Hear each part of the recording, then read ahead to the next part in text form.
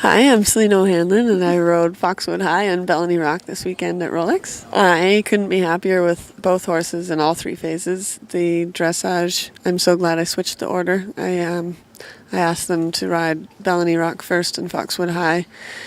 Two reasons. One was it worked really well at the fork. I don't know Bellany Rock as well, and I know that I go out there, you're going to make mistakes and be a little nervous the first time. And Foxwood High has been high as a kite. And I needed a whole week to settle him down and try and do a dressage test.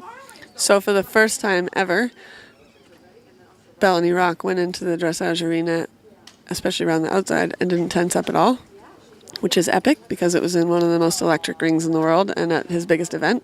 I couldn't be happier. He tried with all his heart.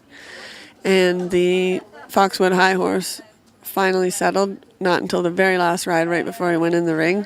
Same with him. He did not get tense and short in his neck when he went into the ring.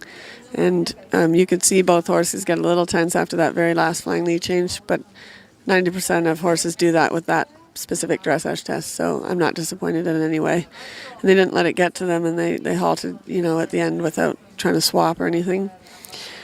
And as for the cross country, I went out on the Bellany Rock horse and didn't know if I had a 4-star horse underneath me or not. And as I progressed, I realized, with the big ditches and stuff, the walls and the coffins and everything that I did. And not only that, was he straight as an arrow, which is phenomenal because I've had to work on accuracy to the point where when I went to the fork, I just decided to go real slow on both horses to get their focus, get their lines, get technique. And I'm really glad I did because he came out, even at the start box, really calm, not anxious, not looking backwards, just thinking, and everything was smooth and it was easy. It wasn't, so exciting, which was great because there was nothing but corners and angles and skinnies and broken lines, just endless, with hardly any catch-your-breath jumps. The one thing I have worked on very hard with the Bellany Rock horse is fitness. I think that's always been a big problem for him. At Bromont, he was very tired at the end of the course and not jumping his best on the last two fences. At Fairhill, he was excited and a little rangy on the course, and it was a bit hiccupy, and therefore was tired at the end, but still jumping well. At Rolex, he was calm, focused. I did run out of gears, and that's actually where I made a brain fart, and he trotted coming around the corner at the last part of the head of the lake, jumped in over the rails great, and then I should have rode what was happening underneath me, but instead I committed to the 5 to the 3. I got a really long spot to the duck, which meant I landed really close to the back of the duck, which means there was no way I could make up the distance to do the 3 over the corner. However, I still went for it. And he was too tired to do that. If it had been earlier on in the course, I would have got away with it, but that doesn't teach you anything either. So I thank him for being smart. He didn't hurt himself. And I thank him for teaching me, to ride with my mind a little more and overcome, nerves. When the going gets tough, you still got to think. And having said that, even though I ran out of gears, he was still going at a nice gallop at prelim speed and jumping beautifully and safely. Never touched a thing and recovered instantly in the 10-minute box and was eating and looking around and jogged up fantastic today. And in the show jumping, same thing. I went in and I had too many voices in my head and I wasn't riding off my eye enough. And the first rail was unlucky. Number 2 was great. Then I jetted over to number 3 and just started riding backwards. And they can't really read it well because it's white rails with a gray bottom going into the crowd. And he plowed right through it with me pulling on his mouth. And then I landed and went, wow, this is a phenomenal show jumper and I'm doing a terrible job. So I sat up and I started to ride the way I know how to ride. And he did all the most difficult lines and jumped phenomenally. I could not ask for more and was full of power. As for Foxwood High on cross country, I knew if I rode as well as I can that things would go well. Having gone out and made a mistake on Rocky, I did not make that mistake at the water with him. I did the 6 to the 3, and the reason that worked was, first of all, he has a massive step. Second of all, he was a lot fitter. Third of all, you jump into the distance, therefore you eat it up to step out over that corner.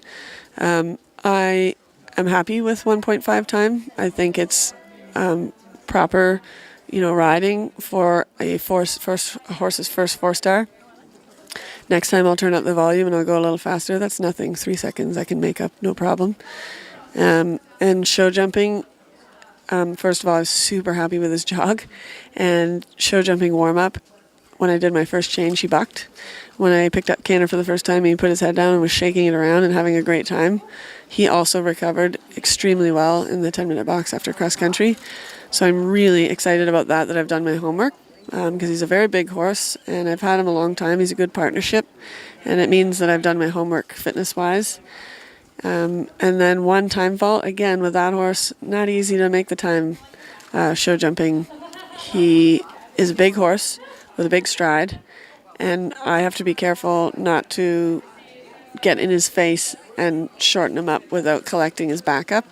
So I was super happy to have a clear round. I thought he jumped exceptionally well, and I can always take away the one-time fault the next time we go out, which will hopefully be WEG.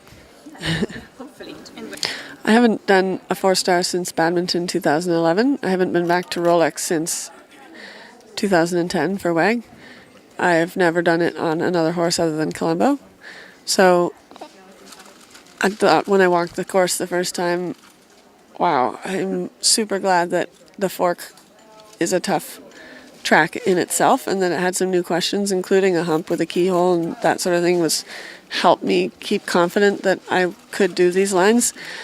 I was concerned that I know what this track is like in terms of tiring horses out. I was concerned that the combination of that plus never letting up on them mentally, first time taking them around a 4-star, you don't know until you're done. I thought the course was great, and I went up and thanked DeGrazzi. I thought the footing was ideal. We were so lucky with the weather. The wind was there, even though the heat was there. And the course was really built well, so there was no bogey fences in particular. There was certainly no problems in terms of, people or horses getting hurt.